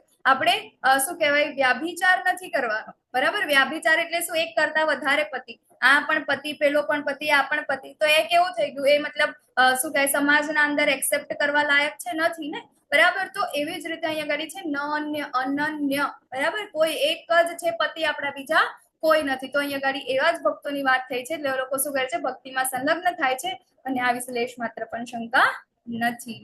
તો અહીંયા ગાડી બીજી એક આપણને ભગવાનનું ઐશ્વર્ય પ્રેક્ટિકલી જોવા મળે છે કે અહીંયા ગાડી જયારે એ લોકો મથુરાના અંદર આવે છે ને, બરાબર, ત્યારે એમનું શું કહેવાય ત્યાં આગળ સ્વાગત થાય છે, ત્યારે આજુબાજુ અહીંયા આગળ જેટલા દેખાય છે ને આ મહેલના ઉપર અગાસી પર કેટલા બધા લોકો છે, અહીંયા છે, એની પાછળ છે, બધા જ લોકો એટલા ખુશ થઈ ગયા છે, એટલા ખુશ થઈ ગયા છે કૃષ્ણ બલરામને જોઈને, બરાબર. તો હવે એ જે લોકો એમની પાછળ અહીંયા ઉભેલા છે, આ લોકો છે કે પછી અહીંયા છે ઉપર ઉભેલાઓ છે કે અહીંયા આટલી દૂર છે, એ બધાને કૃષ્ણ કેવા દેખાતા? સરખા દેખાતા હતા. હે ને, એવું નથી કે ભાઈ એમની આગળ ઉભા છે તો ભગવાનનું ખાલી મુખ દેખાય છે, જે પાછળ ઉભા છે એ લોકોને પીઠ દેખાય છે. નહીં, ભગવાન બધાને સરખા દેખાય છે. ઇવન દૂર જે છે ને, જે લોકો 4-5 કિલોમીટર દૂર ઉભા છે ને એ લોકોને પણ ભગવાન એટલા જ નજીક દેખાય છે જેટલા નજીકથી જે લોકો જોવે છે એટલા, બરાબર ને. તો ભગવાનની આ શક્તિ છે અને ભગવાન કેવા છે? દિવ્ય છે, એ બધાથી અલગ છે. આ ભગવાનની શક્તિ છે. ઇવન આપણે ગોવર્ધન લીલા આપણે જોઈએ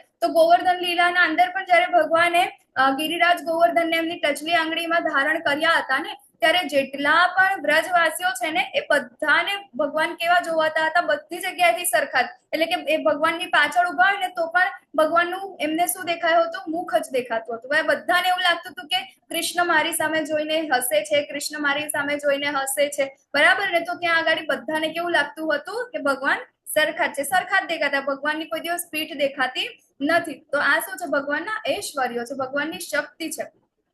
તો હવે આ જે અધ્યાય છે એના અંદર આપણને ચતુશ્લોકી ગીતા પણ જોવા મળે છે, બરાબર. ચતુશ્લોકી ગીતા કે પહેલા જે 108 તારીખે આપણે એને યાદ રાખી શકીએ, બરાબર.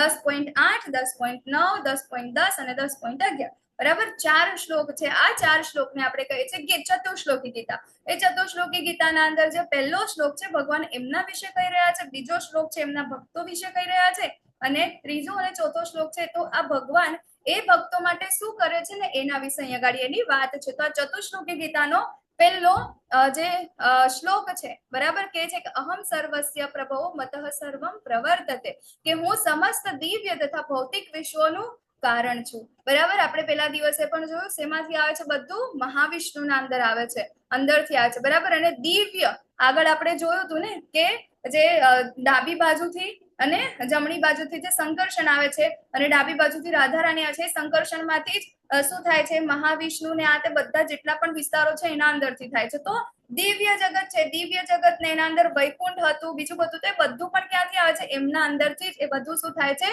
ત્યાં બધું અલગ અલગ અલગ જેટલું પણ જે છે વિસ્તાર ત્યાં આગળ થાય છે. તો અહીંયા આગળ ભગવાન કહે છે કે દિવ્ય તથા ભૌતિક વિશ્વનું કારણ હું છું, દરેક વસ્તુ મારામાંથી જ ઉદ્ભવે છે. જે બુદ્ધિમાન મનુષ્ય આ સારી રીતે જાણે છે તેઓ મારી પ્રેમ ભક્તિમાં પરોવાય છે અને સર્વથા અંતઃકરણ પૂર્વક મને ભજે છે. બરાબર. તો આવા શું કહેવાય ઘણા ઓછા લોકો છે કે જેને આ વસ્તુના અંદર વિશ્વાસ આવે કે ના ભગવાન કૃષ્ણ પૂર્ણ પુરુષોત્તમ પરમેશ્વર છે. જાતે ભગવાન કૃષ્ણ એ કહી રહ્યા છે તો પણ લોકોને સંશય થાય હે ને કે ખરેખર આ લોકો એવું કે છે કે ભગવાન કૃષ્ણ બીજા બધા ભગવાન જ નથી. અત્યાર સુધી તમે આવું કરતા હતા, આમ કરતા હતા, આ તો બધું કેવું ખોટું ખોટું બોલે છે, અમને તો આવું કરે છે, તેવું કરે છે ને. અમે જયારે નવા નવા હતા ત્યારે અમને પણ આ બધા ડાઉટ થતા હતા, પણ લેવલ 2 લેવલ 3 લેવલ 5 માં ગયા ને પછી સંપૂર્ણ આવી ગયું કે ના આ બધું જે છે એ સાચું છે. બરાબર. ઘણા બધા બુક્સ ને બધું રેફરન્સ ઘણા બધા લીધા, એના પછી આપણને એના અંદર શું કહેવાય શ્રદ્ધા આવે છે. બરાબર ને. તો અહીંયા આગળ ભગવાન આપણને કહે છે કે જે લોકોને આ ખબર છે બધા જેટલું પણ દિવ્ય અને ભૌતિક જેટલું પણ છે બધું મારામાંથી સર્જન થાય છે, જે જાણે છે બરાબર એ કેવા છે ભગવાનની પ્રેમ ભક્તિમાં પરોવાય છે. તો એવા જે ભક્તો જે છે જે ભગવાનની પ્રેમ ભક્તિમાં પરોવાયેલા છે એ લોકો શું કરે છે, તો એ લોકોના વિચાર ભગવાનના અંદર નિમગ્ન હોય છે, તેમના જીવન પૂર્ણપણે મારી સેવામાં સમર્પિત હોય છે અને તેઓ પરસ્પર બોધ આપી તથા મારા વિશે વાતો કરીને પરમ સંતોષ તથા આનંદનો અનુભવ કરે છે. અત્યારે જે લોકો યાત્રામાં આવ્યા છે ને એમને ખબર હશે ભગવાન સિવાયની બીજી કોઈ વાતો જ નહીં. જે આજુબાજુ જેટલા પણ ભક્તો તમને મળે ને ખાલી અલગ અલગ 11 લેંગ્વેજ છે આપણે બરાબર. 11 લેંગ્વેજ ના અંદર અલગ અલગ સ્ટેટમાંથી અલગ અલગ લોકો આવ્યા. અમુક લોકો કન્નડ બોલે, અમુક લોકો મલયાલમ બોલે, અમુક લોકો શું કહે ઇંગ્લિશ બોલે, હિન્દી બોલે, બંગાળી બોલે.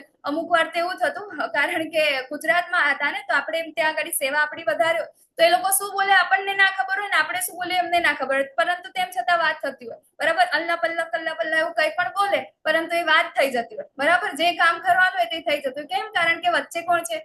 કૃષ્ણ છે બરાબર. કારણ કે કૃષ્ણ સિવાયની બીજી કોઈ વાત ત્યાં થતી જ નથી હે ને. સવારમાંથી ઉઠવાનું હોય તો ભાઈ મંગલા આરતીની વાતો થાય, પછી કે શું કહેવાય પેલા ભાગવતમના ક્લાસની વાતો થાય, પછી કે ડ્રામાની વાતો થાય હે ને, પછી કે આજે પ્રસાદમના અંદર શું છે એની વાતો થાય અને તો આ બધું જેટલું કાંઈ પણ છે બધું શું થાય છે ભગવાનના વિશે. એટલે ભક્તોના જે ભક્તો જે છે કેવા હોય છે, એ લોકોના વિચારો કેવા છે? શુદ્ધ હોય છે, ભગવાનના અંદર જ નિમગ્ન હોય છે. ભગવાન સિવાયનું એમને કઈ ગમતું નથી, સાંભળવું ના ગમે, બોલવું ના ગમે, જોવું ના ગમે બરાબર. તો આ બધું જ એના સેન્ટરમાં શું હોય છે? ભગવાન સિવાય તમે લોકો પોતે. અત્યારે આપણે એના પહેલાના જયારે આપણે ક્લાસીસના અંદર નતા ત્યારે 8 વાગે બેસીને શું કરતા હતા અને ક્યાંક તો ટીવી જોતા હતા, ક્યાંક તો ઓટલા પંચાયત કરતા હતા, ક્યાંક તો ફોન પર વાતો કરીને પંચાયત કરતા હતા, વોટ્સઅપ પંચાયત કરતા હતા, ઇન્સ્ટા પંચાયત કરતા, કંઈક ને કંઈક એવું કરતા હતા ને કે જેનાથી આપણને છેલ્લે શું દુઃખ જ પ્રાપ્ત થતું હતું. પરંતુ હવે આપણે શું કરીએ છીએ? રોજ 8 વાગે અહીંયા ગાડી આવી જઈએ છીએ બરાબર. કેમ? કારણ કે અહીંયા ગાડી ભગવાન વિશેની વાતો થઈ રહી છે બરાબર. ભગવાન વિશેનું જ્ઞાન એવું છે કે જેને વારંવાર સાંભળવાથી આપણને એટલું વધારામાં વધારે શું થાય છે? એનો આનંદ અનુભવાય છે. એટલા માટે જ અર્જુનજી અહીંયા ગાડી કહી રહ્યા છે, આગળ આવશે બરાબર. તો ભગવાન અહીંયા ગાડી કે છે કે આવા મારા ભક્તો જે છે શું કરે છે? એકબીજા સાથે વાતો કરે છે ને પણ ભગવાન રિલેટેડ ભગવાનની જ વાતો કરે છે ને પરમ સંતોષ અને આનંદનો અનુભવ કરે છે. હવે 10.10 એટલે કે જે મનુષ્ય મારી પ્રેમપૂર્વક સેવા કરવામાં સતત સમર્પિત રહે છે તેમને હું એવું જ્ઞાન આપું છું કે જેનાથી તેઓ મને પ્રાપ્ત કરી શકે છે બરાબર. જે લોકો આ ભગવાનના ભક્ત છે, ભગવાન આવા લોકો માટે શું કરે છે? જે ભગવાનની જ વાતો કરે છે, ભગવાનનું ચિંતન કરે છે, તો એવા લોકો માટે ભગવાન શું કહે છે કે એને હું એવું જ્ઞાન આપું છું કે તેઓ મને પ્રાપ્ત કરી શકે, બરાબર. તો ભગવાનને પ્રાપ્ત કરવા માટેનું જ્ઞાન પણ કોણ આપે છે? ભગવાન આપે છે. દદામી બુદ્ધિ યોગમ તમ, બરાબર. કે ભગવાન, હું જ પૂર્ણ પુરુષોત્તમ પરમેશ્વર છું, મારી જ નિત્ય સેવા કરવાની છે, મારું જ ચિંતન કરવાનું છે, તો મને પ્રાપ્ત કરી શકીશ. આ વાળી જે શું કહેવાય મેન્ટાલિટી છે, આ વાળો જે વિચાર જે છે, આવી બુદ્ધિ જે છે પણ કોણ આપે છે? ભગવાન આપે છે, બરાબર. પછી આગળ કહે છે કે ભક્તો ઉપર વિશેષ કૃપા કરવા માટે હવે એમને ભગવાને બુદ્ધિ આપી, બરાબર. આ માટેનું જ્ઞાન લેવા માટે હવે શું કરે છે? અજ્ઞાનને દૂર કરે છે, કે વિશેષ કૃપા કરવા માટે તેમના હૃદયોમાં નિવાસ કરનારો હું જ્ઞાન રૂપી પ્રકાશમાન દીપક વડે અજ્ઞાનજન્ય અંધકારને દૂર કરે છે. જ્ઞાન આપે છે એટલે શું થાય છે? જ્ઞાનના શસ્ત્ર વડે આ અજ્ઞાન શું થાય છે? કપાઈ જાય છે, બરાબર. તો આ ચતુશ્લોકી ગીતા છે, ભગવાન એમના વિશે કહે છે કે બધું જ એમનામાંથી ઉદ્ભવ્યું છે, દિવ્ય અને ભૌતિક બધું, બરાબર. જે લોકો આ જાણે છે એ લોકો શું કરે છે? ભગવાનની ભક્તિ કરે છે. અને ભક્ત કેવા છે? કે નિત્ય શું કરે છે? ભગવાનની જે શું કહે પરસ્પર બોધ આપે છે, એમના વિશેનું શ્રવણ કરે છે, બધું ભગવાનની ભક્તિ કરે છે. અને ભગવાન એમના માટે શું કરે છે? તો બુદ્ધિ યોગ પણ ભગવાનને પ્રાપ્ત કરવા માટેનો કોણ આપે છે? ભગવાન આપે છે. અને આ બુદ્ધિ યોગથી શું થાય છે? એમનું અજ્ઞાન દૂર થાય છે.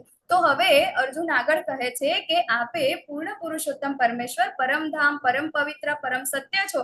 આપ સનાતન, દિવ્ય, આદિ પુરુષ, અજન્મ તથા મહાનતમ છો. નારદ, અસિત, દેવલ તથા વ્યાસ જેવા સર્વ ઋષિઓ આપના વિશે આ સત્યનું સમર્થન કરે છે. અને હવે આપ સ્વયં મને એ કહી રહ્યા છો, બરાબર. તો અહીંયા ગાડી અર્જુનજીની ખાસિયત આપણને જોવા મળે છે. આપણે પહેલા અધ્યાયથી જોઈએ છે કે અર્જુનજી જે છે એ તો ભગવાનના પરમ ભક્ત છે. હવે અહીંયા ગાડી અર્જુનજી પોતે વસ્તુને પ્રૂફ કરી રહ્યા છે. શું કહે છે? કે આપ જ શું છો? પરમેશ્વર છો, પરમધામ છો, પરમ પવિત્ર છો, આ બધું જ તમે છો. એ મને કેવી રીતે ખબર પડી?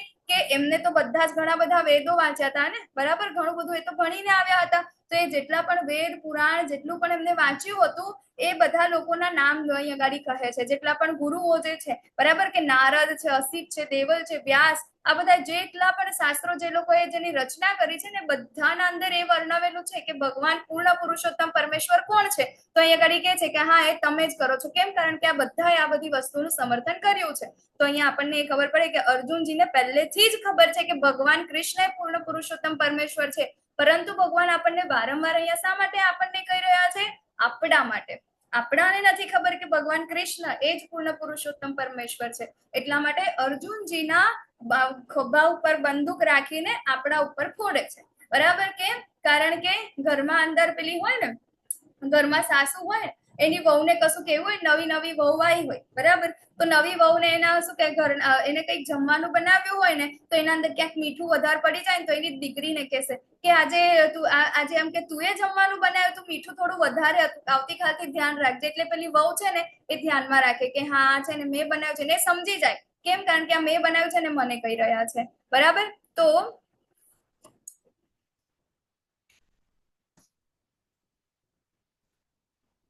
એવી જ રીતે ભગવાન અહીંયા ગાડી અર્જુનજીની સાપેક્ષમાં આપણને કહી રહ્યા છે, બરાબર. અર્જુનજીને તો ખબર જ છે કે ભગવાન પૂર્ણ પુરુષોત્તમ પરમેશ્વર કૃષ્ણ છે, પરંતુ આ આપણને કહી રહ્યા છે. તો હવે અર્જુનજી એમને કહે છે કે તમારા વિશે મને વધારે કહો. કેમ? કારણ કે તમારા વિશે તો દેવો પણ નથી જાણતા, દાનવો પણ નથી જાણતા, બરાબર. તો તમે જ ઉદ્ભવ સ્થાન છો, પૂર્ણ પુરુષોત્તમ પરમેશ્વર છો, જીવોના સ્વામી છો, બરાબર. આપ પોતાની અંતરંગ શક્તિથી પોતાને જાણો છો. ભગવાનને કોઈ નથી જાણતું. ભગવાનને માત્ર ને માત્ર કોણ જાણે છે? ભગવાન પોતે જ જાણે છે, બરાબર. બીજું કોઈ જ ભગવાનને જાણી શકતું નથી. તો હવે હું આપનું સતત ચિંતન કેવી રીતે કરી શકું?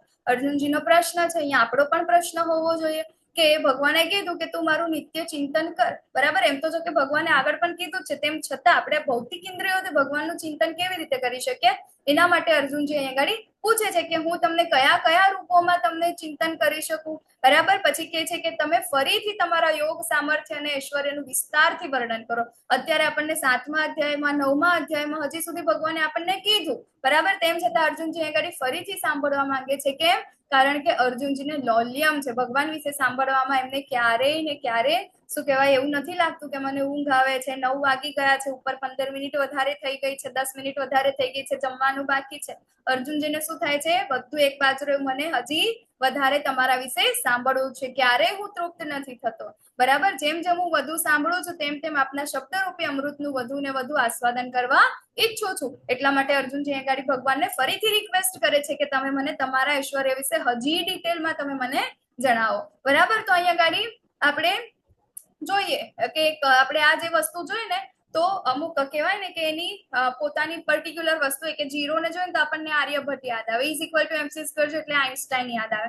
બરાબર ને, તો એવી જ રીતે છે. તો અહીંયા ગાડી કઈ કઈ વસ્તુ આપણે જોઈએ તો આપણને ભગવાન યાદ આવવા જોઈએ. બરાબર ને, તો એવી જ રીતે અહીંયા ગાડી આપણે ભગવાનનું ઐશ્વર્ય જોઈએ તો ભગવાન અહીંયા ગાડી કહે છે કે હવે હું તને મારા ફક્ત મુખ્ય વૈભવયુક્ત રૂપોનું વર્ણન કરીને સંભળાવીશ, કારણ કે અર્જુન મારું ઐશ્વર્ય કેવું છે, અપાર છે. 1 કલાક તો શું, પરંતુ આપણી એક જિંદગી પણ ઓછી પડે. એક જિંદગી શું, ઘણી બધી અનંત જિંદગીઓ આપણી ઓછી પડે. કેમ?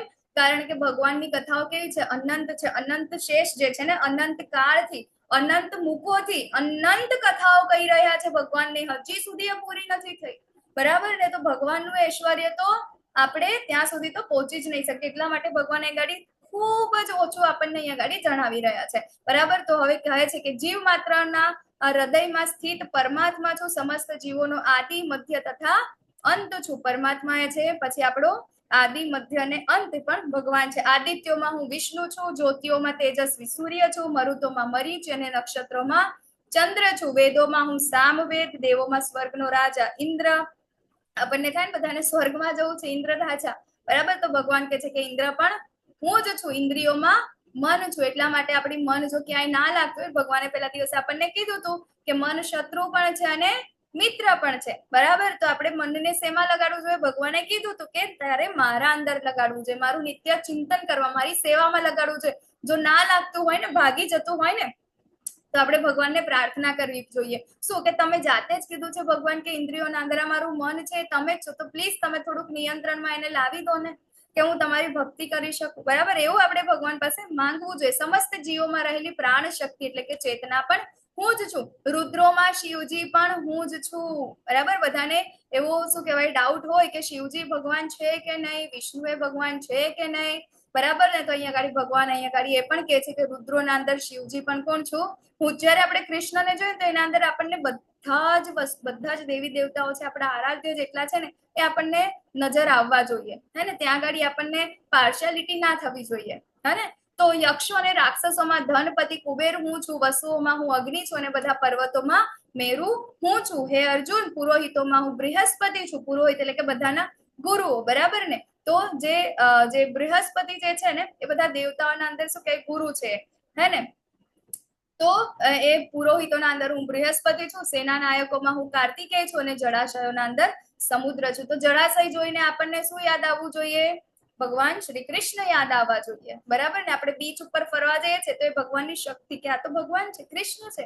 ભગવાને જાતે અહીંયા ગાડી કીધું છે, બરાબર, કે રસાસ્મિન સાગર. બરાબર ને, તો આપણને યાદ આવવું જોઈએ. સેના નાયકોના અંદર કાર્તિકેય, બરાબર, બળવાન. હું મહર્ષિઓમાં ભૃગુ છું, વાણીમાં દિવ્ય ઓમકાર છું, સર્વ યજ્ઞોમાં પવિત્ર નામનો હું જપ છું અને સર્વ સ્થાવરોમાં હું હિમાલય છું. બરાબર, આગળ કીધું પર્વતોમાં મેરુ છે. મેરુ પર્વત કેવો છે? ચલાયમાન છે. બરાબર, એટલા માટે જ મેરુ પર્વત થી શું થયું હતું? બોલો, શું થયું હતું મેરુ પર્વત થી? સમુદ્ર મંથન. સમુદ્ર મંથન. બરાબર, ચલાયમાન છે, હલી શકે છે. જ્યારે હિમાલય જે છે કેવો છે? સ્થાવર છે. બરાબર ને, એટલા માટે અહીંયા કે છે કે સ્થાવરણામ હિમાલય, કે હું સ્થાવરો જેટલો પણ અહીંયા આગળ જે પર્વત જે છે સ્થાવરોના અંદર હિમાલય છું. સૌથી મોટો આપણે કહેવાય ને પર્વત એવરેસ્ટ જે છે વર્લ્ડનું ટોચ પીક જે છે એ હિમાલયના અંદર આવેલું છે. બરાબર, પછી કે સર્વ વૃક્ષોના અશ્વત્થનું વૃક્ષ હું છે, એટલે કે વડનું વૃક્ષ કહી શકીએ આપણે. અને દેવર્ષિઓમાં નારદ છું, ગંધર્વોમાં ચિત્રરથ અને પુરુષોમાં કપિલ મુનિ હું જ છું. અશ્વોમાં ઉચ્ચશ્રવા કે જે અમૃત માટે થયેલા સમુદ્ર મંથન વખતે ઉત્પન્ન થયો હતો, અને ગજરાજોમાં એરાવત અને મનુષ્યમાં હું રાજા છું. શાસ્ત્રોમાં વ્રજ્ર છું, ગાયોમાં સુરભી છું, પ્રજોત્પત્તિના કારણમાં હું પ્રેમનો દેવ કામદેવ છું, અને તથા સર્પોમાં વાસુકી છું. અનેક ફેણવાળા નાગોમાં હું અનંત છું, તથા જળચરોમાં હું વરુણ દેવ છું.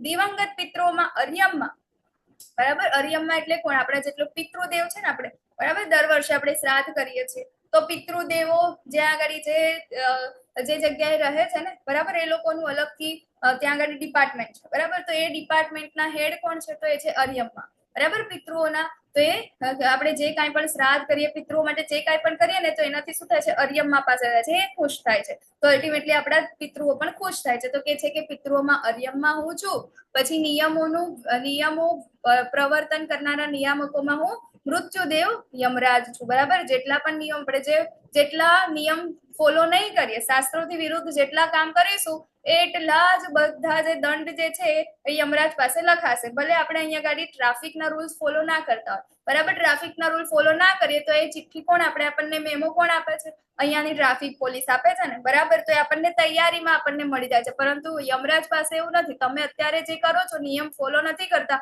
નિયમનો ભંગ કરો છો, તો એ તમારા બધા મેમા ત્યાં છે ને ઉપર યમરાજ પાસે એકઠા થાય છે. કેટલા મેમા ફાડ્યા તાર નામના, ત્યાં આગળ પછી આપણે જયારે જઈએ ત્યારે એનો હિસાબ થાય. તો એ બધી જ વસ્તુ આપણને ત્યાં આગળ ભોગવવી પડે છે. એટલે કે છે કે નિયમોનું પ્રવર્તન કરનારા નિયામકોમાં હું મૃત્યુદેવ યમરાજ છું. દૈત્ય અસુરોમાં હું ભક્તરાજ પ્રહલાદ છું. દમન કરનારાઓમાં હું કાળ છું. પશુઓમાં સિંહ છું અને પક્ષીઓમાં ગરુડ છું. પવિત્ર કરનારાઓમાં વાયુ, શસ્ત્ર ધારણ કરનારમાં રામ, માછલીઓમાં મગર, વહેતી નદીમાં ગંગા.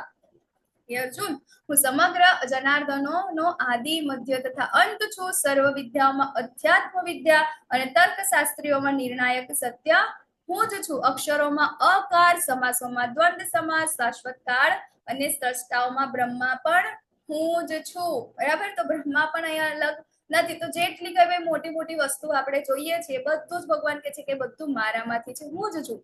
હું જ સર્વપક્ષી મૃત્યુ, પછી ભાવિમાં થનારને ઉત્પન્ન કરનારો હું છું. સ્ત્રીઓમાં કીર્તિ, લક્ષ્મી, વાણી, સ્મૃતિ, બુદ્ધિ, ધૃતિ તથા ક્ષમા. જે સ્ત્રીના અંદર ઇનબિલ્ટ જે લક્ષણો હોય છે ને, બરાબર, જે એના અંદર એ બધા ક્યાંથી આવે છે? અહીંયાથી, ભગવાનમાંથી આવે છે, બરાબર. તો કોઈ સુંદર હોય, કોઈ બહુ બુદ્ધિવાન હોય, કે બહુ કીર્તિવાળી હોય, બહુ સારી હોય, હે ને, તો એ શું છે? એ શેનામાંથી આવે છે? ભગવાનમાંથી આવે છે. એનું પોતાનું કઈ નથી, બરાબર. તો સામવેદના મંત્રોમાં બૃહદ સામ છું. સર્વ છંદોમાં ગાયત્રી, મહિનાઓમાં માર્ગશીર્ષ અને ઋતુઓમાં વસંત ઋતુ છું, બરાબર. કે બધાને ગમે આપણને વસંત ઋતુ, તો એ શું છે? હું છું. છળ કપટ કરનારાઓમાં ધૂત છું, બરાબર. ભગવાન અહીંયા ગાડી કે છે કે તું છળ કપટ કરે છે, છળ કપટમાં તો હું તારો એ બાપ છું. અને એટલા માટે આપણે જો શકુની સાથે, હે ને, તો ત્યાં આગળ કેટલું બધું કરતા, એના બધા જ પાસા ક્યાં છે? ફરી જાય, બરાબર. ને જે કાંઈ પણ યોજનાઓ કરે ને, યોજનાના અંદર નિષ્ફળ જ જાય, હે ને. એને ખાલી કોનાથી ડર લાગતો? તો કૃષ્ણથી ડર લાગતો હતો, બરાબર. તો કારણ કે ધ્રુતોના અંદર જેટલા પણ ધૃત કાર્યો કરે છે, એના અંદર ભગવાન કે છે કે હું એનો બાપ છું. ધૂતોના અંદર ધૃત છું. તેજસ્વીઓમાં તેજ છું. વિજય છું. સાહસ છું. તથા બળવાનોનું બળ પણ હું જ છું. વૈષ્ણવંશીઓમાં વાસુદેવ, પાંડવોમાં અર્જુન, સર્વ મુનિઓમાં વ્યાસ અને મહાન વિચારકોમાં ઉષ્ણ એટલે કે શુક્રાચાર્ય પણ હું જ છું. અરાજકતાનું દમન કરનાર સર્વ સાધનોમાં દંડ, વિજયની ઈચ્છા ધરાવનારાઓમાં નૈતિકતા, રહસ્યોમાં મૌન અને જ્ઞાનીઓનું જ્ઞાન હું જ છું. વળી હે અર્જુન, હું સર્વ અસ્તિત્વનો જનક બીજ છું. સ્થાવર કે જંગમ એવા કોઈ જીવ નથી કે જે મારા વિના અસ્તિત્વ ધરાવી શકે. હું કાંઈ જ નથી. જે લોકો એવું કહેતા હોય કે અમે ભગવાનને કૃષ્ણ ને અમે ભગવાન નથી માનતા, એ લોકો જે અહીંયા ગાડી એક્ઝિસ્ટ કરે છે ને, બરાબર, તો એ પણ માત્ર ને માત્ર ભગવાનની શક્તિ દ્વારા, ભગવાનની ઈચ્છા દ્વારા. એ ના હોય તો એ લોકો એક્ઝિસ્ટ જ નથી કરી શકતા, બરાબર. હે વીર પરંતપ, મારી દૈવી વિભૂતિઓનો અંત નથી. મેં તને જે કાંઈ પણ બધું કહ્યું તે મારી અનંત વિભૂતિઓનો એકમાત્ર સંકેત છે, બરાબર. શું છે? સંકેત, સ્ફુલ્લિંગ માત્ર છે, બરાબર. કે કેવું છે? એક અગ્નિના અંદરથી તણખલો નીકળે ને, બરાબર. અગ્નિ તો કેટલી મોટી હોય, પ્રજ્વલિત થયેલી, તેના અંદરથી એ તણખલો નીકળે ને, બરાબર. એ તણખલા જેટલી જ અત્યારે આપણને જે કાંઈ કીધું ને કેવું છે? તણખલા જેવું છે. અગ્નિ, વિચારો, એ અગ્નિ કેટલી એ પ્રગાઢ હશે, બરાબર. ભગવાનની શક્તિ તો એટલી છે, આપણે ત્યાં સુધી જઈ પણ ના શકે. હે વીર પરંતપ, મારી દેવી વિભૂતિઓનો અંત નથી. મેં તને જે કાંઈ પણ બધું કીધું એ કેવું છે? એક સંકેત માત્ર છે. તું જાણી લે કે સમગ્ર ઐશ્વર્ય, સૌંદર્ય તથા તેજસ્વી સર્જનો મારા તેજના એક સ્ફુલ્લિંગ માત્રથી ઉદ્ભવે છે. તો આપણે જે કાંઈ પણ સુંદર વસ્તુ આપણે જોઈએ છીએ, બરાબર, જેટલું ઐશ્વર્ય અહીંયા ગાડી જોઈએ છીએ, કે પછી તેજસ્વીતા કોઈ વ્યક્તિના અંદર, કે જે કાંઈ પણ આપણે જોઈએ છીએ બેસ્ટ બેસ્ટ બેસ્ટ, એ બધું શું છે ભગવાનનું જસ્ટ સ્ફુલ્લિંગ માત્ર છે, એક તણખલા જેવું છે, બરાબર. પરંતુ હે અર્જુન, આ સર્વ વિગતવાર જ્ઞાનની શી જરૂર છે? હું તમારા એક અંશ માત્રથી આ સમગ્ર બ્રહ્માંડને વ્યાપીને તેને ધારણ કરું છું, બરાબર. આ બધી વસ્તુને જાણવાની શું, ભગવાન તો એક અંશ બધાના હૃદયના અંદર પરમાત્મા તરીકે વાસ કરે છે. સ્ફુલ્લિંગ માત્ર શું આપણે એ જોઈ લીધું, બરાબર. ભગવાને કીધું કે આદિત્યના અંદર કૃષ્ણ છું ભગવાન, બરાબર. તો એ આપણે જોઈ લીધું આગળ. તો અહીંયા ગાડી આપણો ચેપ્ટર છે પૂર્ણ થાય છે. વાંછા કલ્પતરુભ્યશ્ચ કૃપા સિંધુભ્ય એવ ચ પતિતાનાં પાવનેભ્યો વૈષ્ણવેભ્યો નમો નમઃ. અનંત કોટી વૈષ્ણવવૃંદ કી જય, શ્રી પ્રભુપાદ કી જય, ભગવદ ગીતા કી જય, ગુરુ મહારાજ की जय. हरे कृष्णा कृष्ण कृष्ण हरे हरे, हरे राम राम राम हरे हरे, हरे कृष्णा हरे कृष्णा. हरे कृष्णा.